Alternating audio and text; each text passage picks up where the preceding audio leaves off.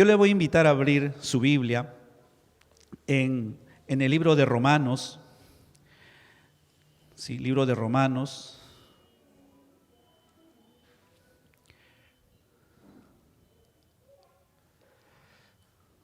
Capítulo 8. Capítulo 8.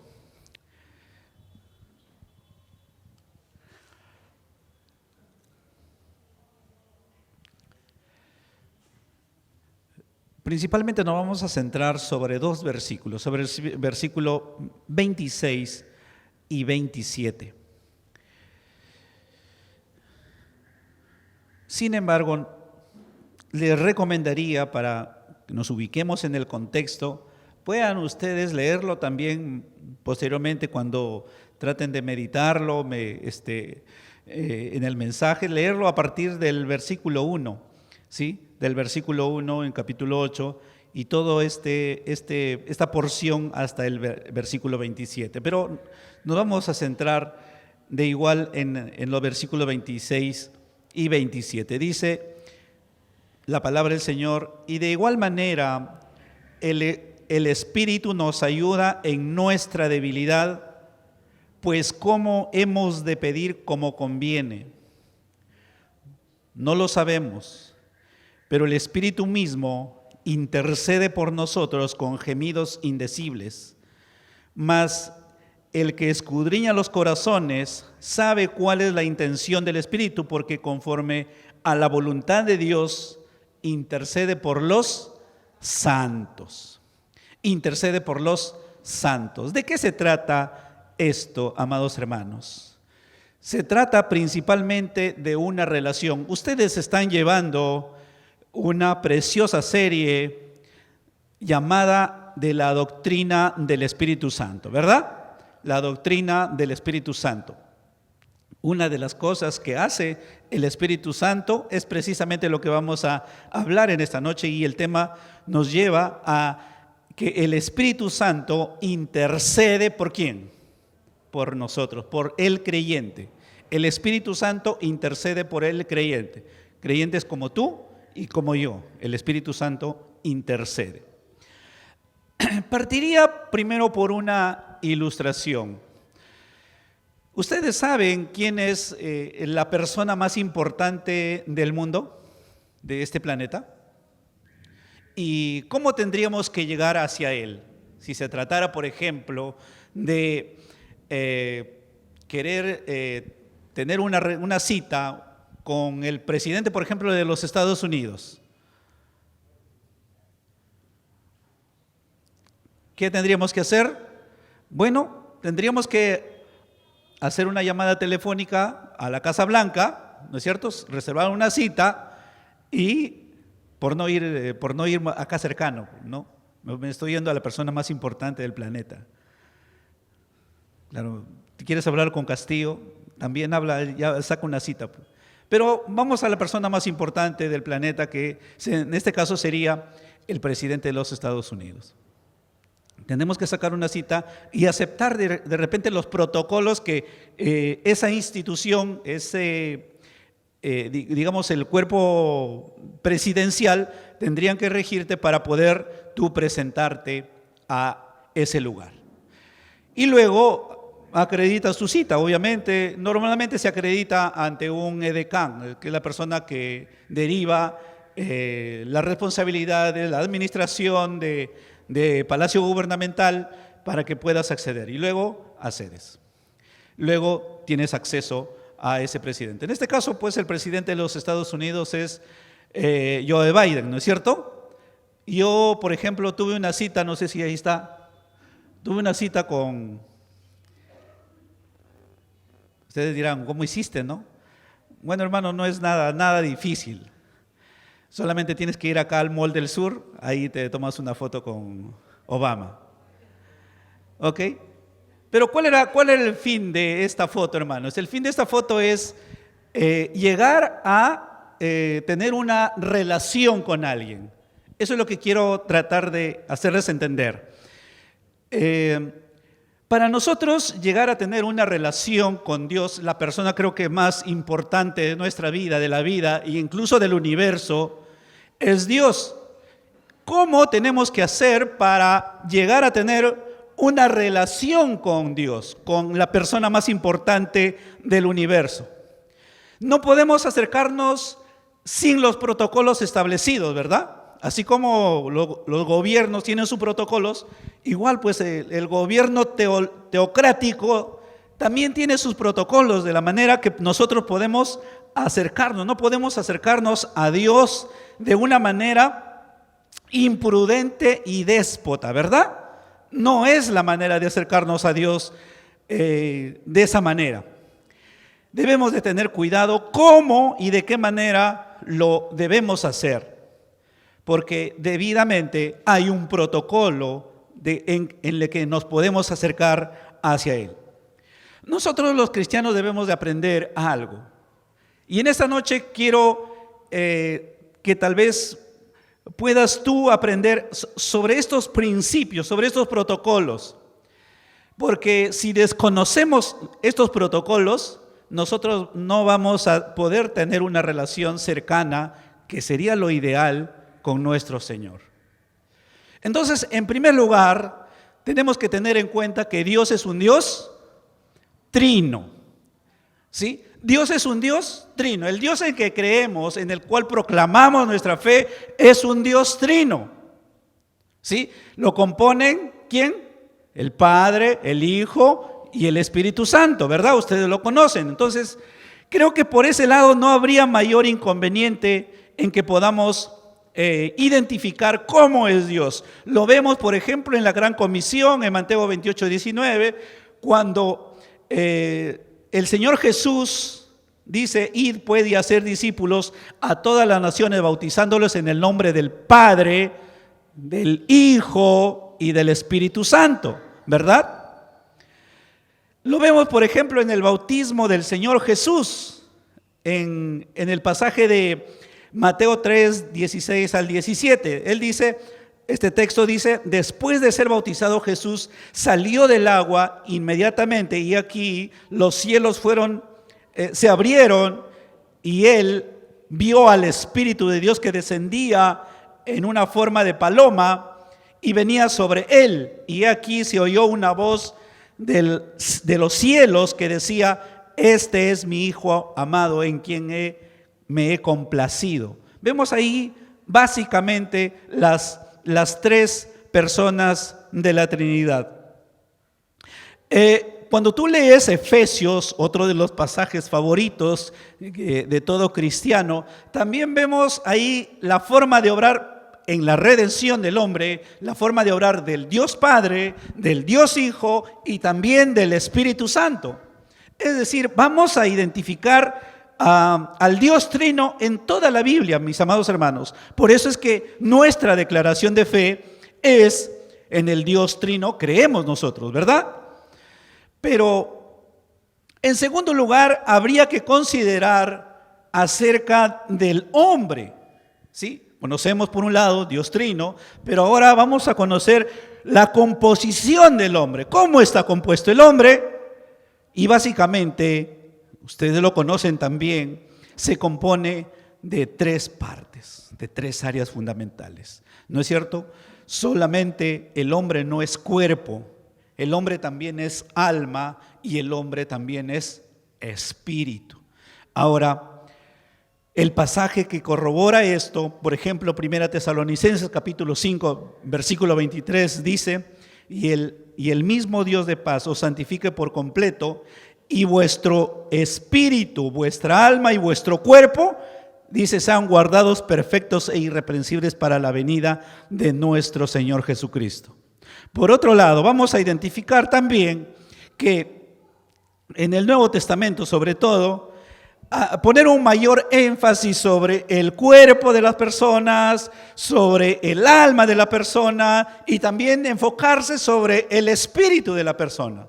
Es decir, teniendo estas cosas en claro, que Dios es un Dios trino y el hombre es un ser tricótomo, entonces podemos con esto ya ir a la siguiente pregunta. La siguiente pregunta tiene que ver: entonces, ¿qué y cómo tiene que hacer el hombre para relacionarse con Dios? Porque de eso se trata. ¿Cómo y qué tiene que hacer el hombre para relacionarse con Dios? Y vamos a ver primero acerca de los impedimentos en la que el hombre tiene para relacionarse con Dios. Porque el deseo de todos nosotros, amados hermanos, es tener una relación cercana con Él, ¿verdad? Es tener una relación íntima con Él. Y muchas de las veces no llegamos a ello. No llegamos a tener una relación cercana e íntima con nuestro Señor. Se estropea. ¿Por qué? ¿Por qué, hermanos? Vamos a ver acerca de esos impedimentos. El primer obstáculo es que el hombre, por ser como es un ser pecador. Y como pecador no puede relacionarse con Dios. Ustedes leyeron este pasaje muchas veces, Romanos 3:23, y quizá lo han usado para evangelizar a alguien, ¿verdad? Dice, por cuanto toda persona ha pecado, o hemos pecado, están por lo tanto destituidos de la gloria de Dios. No hay relación, no tenemos relación. Cuando hay pecado, no tenemos relación. Y esto nos llega a un segundo impedimento, que la Biblia llama que cuando uno está en pecado, cuando uno no ha sido redimido, entonces nuestra condición espiritual es de estar muerto, ¿verdad? Todos nosotros éramos muertos espiritualmente, ¿o no? No teníamos vida. ¿Un muerto qué hace? ¿Qué produce un muerto? Solamente mal olor, ¿verdad? ¿No es cierto? Solamente mal olor produce el muerto. No respira, no dice, no hace nada. Entonces, esa era nuestra condición como pecadores. En tercer lugar, Dios no oye las oraciones de aquellos que no son sus hijos. Por ejemplo, Dios oye o Dios atiende o Dios quiere relacionarse con aquellos que son sus hijos. Por ejemplo, Juan 10:27 dice, mis ovejas oyen mi voz. ¿Quiénes oyen la voz? Sus ovejas. Son las que son de su propiedad. Son las que ha pagado con precio de sangre, ¿verdad? Mis ovejas oyen mi voz. Es decir, cualquier persona que ore, por más que diga soy de la religión más recalcitrante y yo oro de mañana, a mediodía y en la noche, son oraciones que Dios no escucha porque no son sus hijos. En cuarto lugar, también podemos tener en cuenta, amados hermanos, que un creyente puede estar orando en la carne. Cuando un creyente ora en la carne, las oraciones no son respondidas, o sea, no tienen eco. Fíjate lo que dice Santiago 4:3. Dice, pedís y no recibís, porque pedís mal para gastar en vuestros deleites. Esto es a veces lo que nos corresponde a nosotros. Muchos creyentes creemos que estamos orando, pero a veces oramos en la carne para nuestro propio beneficio.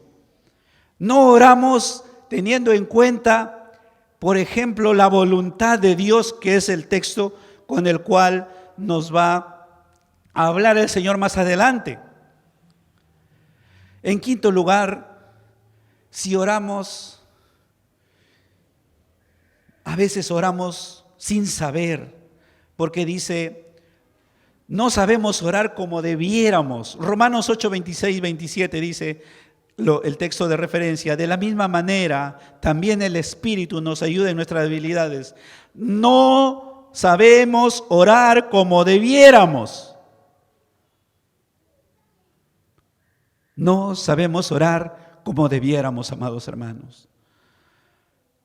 Y es por eso que el Espíritu intercede por nosotros con gemidos indecibles. Entonces, teniendo estas cosas como impedimento para tener una real relación con Dios, ¿qué podemos hacer, hermanos? ¿quién nos podrá ayudar? Claro que no es el Chapulín Colorado, ¿verdad? No, mis hermanos, no podemos hacer de agentes extras para saber, para entender que nuestra oración debería llegar a tener una relación tal que Dios pues tomara en cuenta. Nosotros los creyentes, digamos que tenemos esperanza, ¿verdad? ¿Tú tienes esperanza, hermano? Esperanza en que tus oraciones, la manera de interceder, sean oídas, sean atendidas, ¿verdad? El creyente tiene que tener esperanza y nosotros tenemos que tener esa esperanza. No todo está perdido. Dios ha provisto la solución a estos problemas, en la cual de repente nos hemos metido muchos de nosotros. Y desde la antigüedad, Dios ha tratado de llegar siempre al hombre, ¿verdad? Desde la caída incluso, desde la caída, Dios ha tratado de llegar siempre al hombre. ¿Te acuerdas, por ejemplo, cuando Adán y Eva pecaron y ellos se escondían, ¿no? Se escondían en el huerto del Edén. Dios estaba ahí. Dios se acercaba a ellos para decirle: ¿qué has hecho? ¿Dónde estás? Es decir, Dios siempre toma la iniciativa, hermanos. Dios siempre toma la iniciativa para relacionarse con cada uno de nosotros. Lo hace con Adán. Después lo hace, por ejemplo, a través de Moisés, que quería hacer llegar la ley a su pueblo, ¿verdad? ¿A quién usó? A Moisés. Moisés fue el instrumento por Dios para hacer llegar a la ley a su pueblo. Por otro lado, más adelante vamos a ver, para no ser incisivos, vamos a ver, por ejemplo, a diversos profetas que Dios ha querido usar para hacer llegar su manera de pensar, sus determinaciones a su pueblo. Eso es relacionarse, eso es tener la intención de relacionarse con el hombre. Dios ha tenido siempre, lo tiene ahora y lo seguirá teniendo. Dios tiene siempre el deseo de relacionarse con cada uno de nosotros. Posteriormente a los profetas, Dios envía, por ejemplo, a su Hijo Jesucristo. ¿No es cierto? Dios envía a su Hijo. ¿Para qué envía a su Hijo Jesucristo? Para que nosotros podamos volver a tener la relación que fue estropeada por el hombre. Dios envía a su Hijo Jesucristo.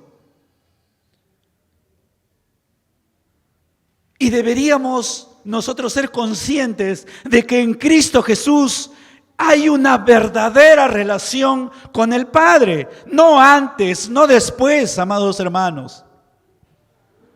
Es decir, en Cristo Jesús son hechas todas las cosas nuevas, ¿verdad o no? Y Adán y Eva, antes del pecado, tenían ese nivel de relación con Dios. Igual en Cristo Jesús, el segundo Adán, nosotros volvemos a tener también esa relación con Dios. ¿Tú lo vives, hermano? ¿Sabes que eres una nueva criatura y que tu relación con Dios es de una manera tal que consideras para cada aspecto de tu vida, para cada paso de tu vida, que Dios está ahí contigo? Debemos vivir así, hermanos. Ahora, pero no se trata solamente de la intención que Dios tiene de comunicarse, de relacionarse con nosotros. Es cierto, Dios tiene primero la iniciativa. De Dios nace todo. Pero no se queda ahí, porque debería también haber una reacción de parte de aquellos con los cuales Dios quiere relacionarse. ¿No es cierto?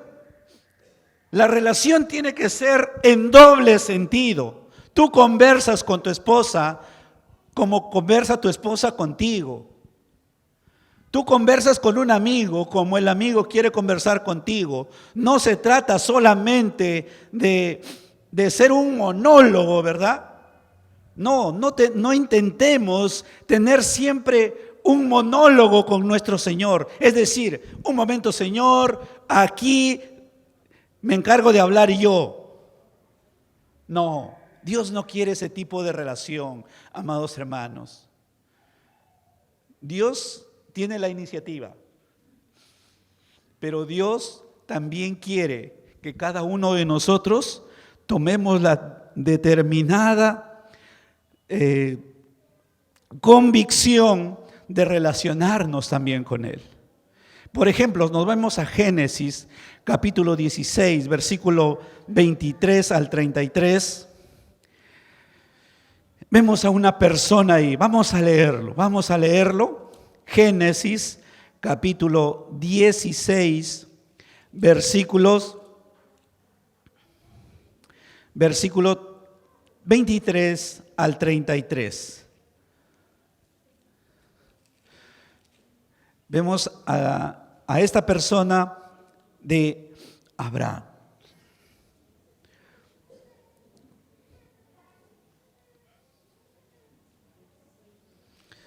Perdón, es Éxodo 18.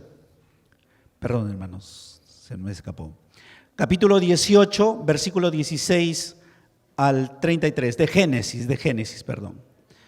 Y dijo el Señor así, dice en su palabra así: y los varones se levantaron de allí y miraron hacia Sodoma, y Abraham iba con ellos acompañados. Y Jehová dijo: ¿encubriré yo a Abraham lo que voy a hacer? Habiendo de ser Abraham una nación grande y fuerte, habiendo de ser benditas en él todas las naciones de la tierra, porque yo sé que mandaré a sus hijos y a su casa después de sí, que guarden el camino de Jehová, haciendo justicia y juicio, para que haga venir Jehová sobre Abraham lo que ha hablado acerca de él. Entonces Jehová le dijo: por cuanto el clamor contra Sodoma y Gomorra se aumenta más y más, y el pecado de ellos se ha agravado en extremo, dice: descenderé ahora y veré si han consumado su obra según el clamor que ha venido hasta mí, y si no, lo sabré. Y se apartaron de ahí los varones y fueron hacia Sodoma, pero Abraham estaba aún delante de Jehová. Y se acercó a Abraham y dijo: ¿destruirás también al justo con el impío? Quizá haya 50 justos dentro de la ciudad. ¿Destruirás también y no perdonarás al lugar por amor a los 50 justos que estén dentro de él? Lejos de ti el hacer tal, me hagas morir al justo con el impío, y que sea el justo tratado como el impío. Nunca tal hagas. El juez de toda la tierra no ha de hacer lo que es justo. Entonces respondió Jehová: si hallare en Sodoma 50 justos de la ciudad, perdonaré a todo este lugar por amor a ellos. Abraham le replicó: he aquí, ahora que he comenzado a hablar a mi Señor, aunque soy polvo y ceniza, quizá faltaran de 50 justos 5. ¿Destruirás por aquellos 5 toda la ciudad? Y dijo: no destruiré si hallare allí 45. Y volvió a hablarle y dijo: quizá se hallaran allí 40. Y respondió: no lo haré por amor a los 40. Y dijo: no se enoje ahora mi Señor, si hablare quizás se hallaren allí 30. Y respondió: no lo haré allí si hallare allí 30. Y dijo: he aquí ahora que he emprendido el hablar a mi Señor, quizá hallarán ahí 20. No la destruiré, respondió, por amor a los 20. Y volvió a decir: no se enoje ahora mi Señor si hablare solamente una vez más Quizás si hallare allí 10, no la destruiré. Respondió por amor a los 10. Y Jehová se fue. Luego le acabó de hablar Abraham, y Abraham volvió a su lugar. ¿Qué vemos acá, amados hermanos? Vemos un tipo de intercesor. Abraham intercede por Sodoma. Una manera en que nosotros podamos vernos también intercediendo por nuestro país, por nuestra familia, por nuestro barrio. Pero esto muestra, amados hermanos, un nivel de relación que Abraham tenía con Dios. Nadie nos podemos atrever a hablar con Dios de esta manera, a menos que hayamos sido redimidos, como nosotros hemos sido redimidos por la sangre del Cordero inmolado, ¿verdad? De Jesucristo, nuestro sumo sacerdote. Y es precisamente a lo que voy. Dios, después de ver esto, y pasamos rápido, instituye para que el pueblo, pecador él, como tú y como yo, pueda relacionarse con Dios, instituye sacerdotes. ¿Sí? Instituye sacerdotes. ¿El sacerdote qué hacía? Es más, el sumo sacerdote. Vamos a irnos al sumo sacerdote. El sumo sacerdote, una vez al año, ingresaba al lugar santísimo para interceder. ¿Por quién? Por su pueblo.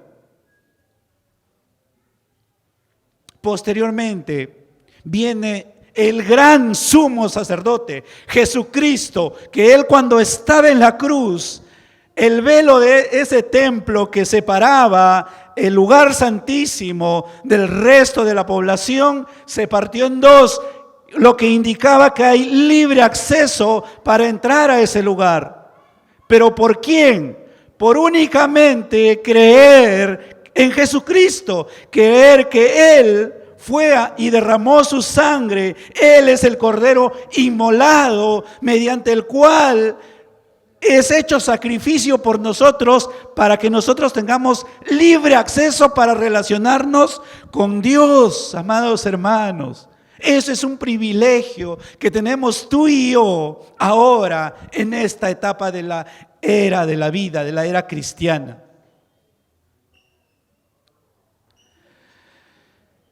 El Señor Jesucristo dijo, ustedes lo conocen, este texto bastante conocido, Juan 14:6. Yo soy, Él dice, yo soy el camino y la verdad y la vida. Nadie viene al Padre si no es por mí. Nadie tiene acceso a Dios si no es a través del Señor Jesucristo.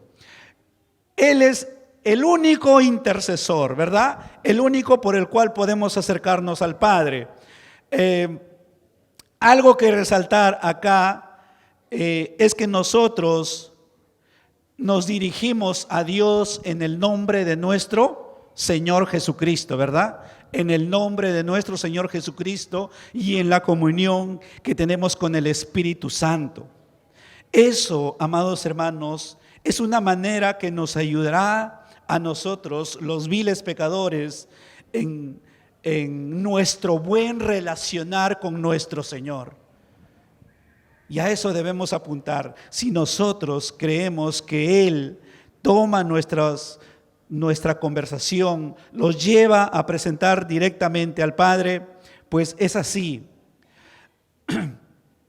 Ahora, la iglesia del Señor, no me digan ustedes que nosotros intentamos siempre relacionarnos con Dios, ¿verdad?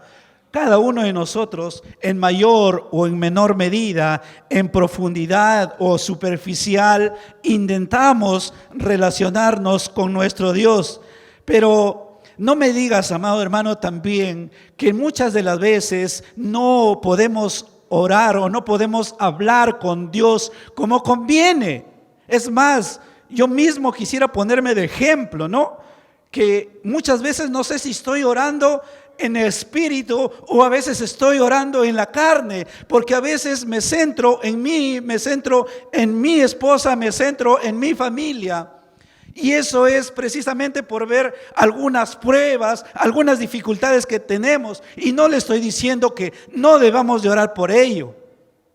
Pero sin embargo, cuando se ora en espíritu, creo que debemos dejar todo ello para centrarnos siempre en orar por la voluntad de Dios, según la voluntad de Dios. El texto nos dice bien claro que nosotros no oramos como conviene, no oramos como debiéramos, no oramos según la voluntad de Dios. Y muchas veces así lo hacemos, hermanos. Oramos que el Señor nos bendiga, oramos que el Señor haga esto. Señor, tu palabra dice así. Señor, ¿por qué no respondes? Señor, que esto, que Señor, que este otro. ¿Conviene eso al Señor? Cabría la pregunta de decirle: Señor, ¿realmente lo que estoy pidiéndote te conviene, te agrada, te honra, te glorifica? ¿Y qué pasa si estoy orando para mí, solamente para mí? Porque a veces pedimos solamente para nosotros, ¿verdad? A veces pedimos solamente para mí, para mí, para mí. Para el ahora, para el ahora, para el ahora. Amados hermanos, y esto es un tercer punto a lo que voy. Dios ha provisto su Espíritu Santo. Dios nos ha dado a su Espíritu Santo. Cuando llegamos hasta este punto, hay dos cosas que básicamente deberíamos nosotros plantearnos. Los teólogos se plantean también en dos cosas. La primera es, lo voy a decir en el orden, la primera es que, y quiero que quede claro esto, es que nuestra relación con Dios se da una vez que tenemos a Cristo. No sé si lo tienen ahí en pantalla.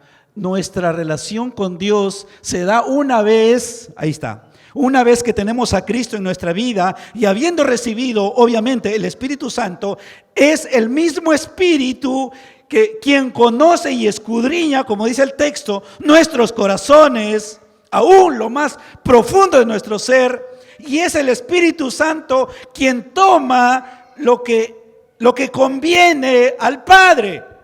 Es el mismo Espíritu que toma lo que le conviene a Dios. Solo así nuestras oraciones son oídas y atendidas. Por eso les decía, nosotros oramos al Padre en el nombre del Hijo y en la comunión del Espíritu Santo. Es decir, fuera están las oraciones carnales, fuera están las oraciones que quizá tengan que ver con lo mío, con lo propio, con lo que me incumbe a mí nada más. Fuera está, porque el Espíritu Santo es quien toma lo que conviene. Más abajo va a decir con gemidos indecibles, es decir, lo que yo no puedo transmitir, lo que a veces lo digo de los dientes para afuera. Hay algo que está ocurriendo al interno mío que quizá el Señor quiere saber. Entonces, ¿quién toma eso? ¿Quién lo hace? Es el Espíritu Santo, porque Él es el que intercede por nosotros ante Dios. Ahora, hay una segunda postura de los teólogos y también tienen razón, de manera que podamos mantener nuestra relación con Dios. ¿Cuál es? Es que nuestra relación con Dios se da por medio de su Espíritu Santo, para que, ya que nuestro espíritu ha sido vivificado, nuestro espíritu que antes estaba muerto, ha sido vivificado, y lo que nuestro espíritu manifiesta con gemidos indecibles son estos gemidos indecibles que toma el Espíritu Santo y lo transforma en un lenguaje celestial y lo hace conocer al Padre. ¿Qué idioma habla Dios? Castellano, inglés, árabe, judío, hebreo, griego. ¿Sabemos nosotros? Bueno, nos hizo llegar su palabra a través del hebreo, el arameo y el griego, ¿no es cierto? Pero ese es para nosotros. Pero allá en las alturas, ¿con qué idioma alabaremos al Señor? Muchos dicen que el castellano es el lenguaje de Dios, ¿no? Es el lenguaje de los ángeles, dice. ¿Están cierto? Pero ¿sabes qué? Nada de nuestro lenguaje, es muy probable que nada de nuestro lenguaje sea atendido por el Señor si no es el Espíritu Santo quien toma nuestras palabras y las transforma en un lenguaje celestial y las hace conocer a Dios. Es solamente de esa manera, hermanos. Y yo lo creo. Entonces, si nos encontramos acá, si nos encontramos en este lugar, en este nivel de oración, en este nivel de profundidad, ¿qué oportunidad hay para la carne? ¿Qué oportunidad hay para mí? No sé si a ti te ha pasado, pero muchas veces, ¿sabes qué? Es un momento de plenitud de gozo, que es difícil distraernos, difícil de centrarnos. Y debe pasarnos estos momentos mucho más a menudo a nosotros los creyentes, en disfrutar ese tiempo, en que sea un tiempo netamente espiritual, netamente donde tu espíritu se conecte con el Espíritu Santo, y es así donde tus oraciones puedan ser tomadas en cuenta, porque allí, hermano, no habrá oportunidad para tus deseos carnales, para tus comodidades, para tus oraciones por lo material, porque orarás conforme a la voluntad de Dios, y de eso se trata, amados hermanos, orar conforme a la voluntad de Dios. Dice Primera de Corintios capítulo 2 versículo 11, porque entre los hombres, ¿quién conoce los pensamientos de un hombre sino el espíritu del hombre que mora en él? Asimismo, nadie conoce los pensamientos de Dios sino el Espíritu de Dios. Es ahí donde nos encontramos, hermanos. Es ahí donde nos encontramos. Si nosotros oramos según nosotros, nuestras oraciones no tendrán cabida. Pero si oramos según la voluntad de Dios, ¿quién nos va a dar a conocer su voluntad? Es el Espíritu Santo. Fuera de Él no hay manera de conocer la voluntad de Dios. Y el Espíritu Santo te va a llevar ¿a dónde? A la palabra. Nos va a llevar a la palabra, hermanos. Por eso oraremos conforme a la voluntad. Qué bueno es orar, por ejemplo, usando algunos pasajes de la palabra de Dios, ¿verdad? ¿Quién crees que te la pone en tu boca? ¿Tú? No, es el Espíritu Santo. Eso es, amados hermanos, orar conforme a la voluntad de Dios. Orar conforme al deseo de Dios. El Espíritu Santo toma nuestras palabras, nuestros gemidos, nuestros momentos de silencio, intercede, los refina según la voluntad de Dios, los ofrece a Dios como incienso fragante que sube al Cordero que está en el trono, a la diestra del Padre. Es el Espíritu Santo que hace ese trabajo. Podemos saber grandes siervos de Dios que tenemos una verborrea envidiable, pero si nuestras oraciones son hechas en la carne, nuestras oraciones no serán atendidas por Dios. No llegaremos a tener una relación con Dios. Son oraciones que Dios desestima. Por otro lado, para ir terminando, debe siempre el creyente tener una actitud agradable, una actitud de humildad, una actitud de dejarse escudriñar por Dios. Señor, escudriña mi corazón y pruébame si hay en mí maldad, cualquier actitud de maldad, cualquier actitud que tenga que ver solamente con lo mío, con lo egoísta que soy, con lo orgulloso que soy, con cualquier pecado que puedas identificar y pueda el Señor revelarte en su palabra. Actitud. ¿Cómo es tu actitud frente a lo que Dios quiere escudriñar para que tú tengas una buena y agradable relación con Dios? Déjate escudriñar, hermano. Déjate escudriñar. Nosotros no podemos obligarle a Dios a nada. Algunos que dicen, proclámalo, decláralo, dilo, tuércele el brazo a Dios y Él te dará. ¿Qué actitud es esa? Para nada, ¿verdad? ¿Qué relación es esa? Para nada. ¿Cómo nos atrevemos, amados hermanos, a relacionarnos con Dios, con el Dios Santísimo, 3 veces santo, siendo nosotros viles pecadores? Amados hermanos, lo único es que podemos hacerlo en temor del Señor. Tengamos temor, apreciemos los protocolos que Dios establece para que el creyente, el Hijo de Dios, se relacione con el Señor. Es a través del Espíritu, mi espíritu conectándose con el Espíritu de Dios, para que de esa manera el Espíritu de Dios pueda tomar mis oraciones y llevarlo al trono celestial. ¿Quieres hacer eso, hermano? ¿Quieres hacer eso? Quiero invitarte a que medites sobre este mensaje.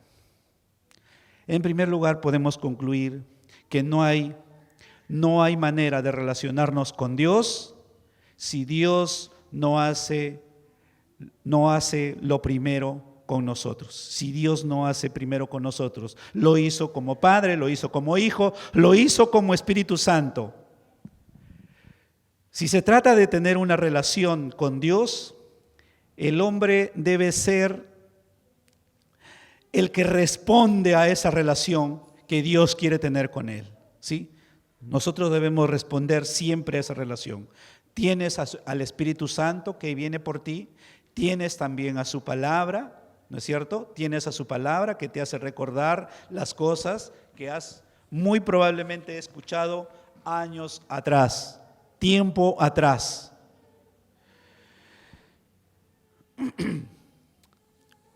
El primer intento de relacionarse con Dios lo hizo por medio de Él mismo. Lo hizo por medio de los profetas, lo hace por medio de los sacerdotes, lo hace por medio del sumo sacerdote y lo hace por medio del Espíritu Santo. La única manera en que nuestras oraciones son hechas conforme a la voluntad de Dios y sean estas oídas por Él, son las oraciones hechas por el Espíritu, con el Espíritu Santo.